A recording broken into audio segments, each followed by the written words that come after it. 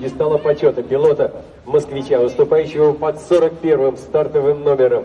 Илья Якушевский. Третье место в зачете. Турин трофей. Вот так, через первое место. Правильно, примеряйся, Илья. Алексей Басов своему воспитаннику вручает заслуженную награду. Второе место. Дебютант этого гоночного сезона Тимур Шигабудинов. Таиф Моторспорт, город Казань. Ждали мы его, ждали и наконец дождались. Не просто приехал он на гонки, а сразу подвинул многих участников. И друг Олега Петрикова получает свою заслуженную награду. Ну и самым быстрым в этой категории спортсменов стал юный казанский пилот Рустам Фатхетдинов.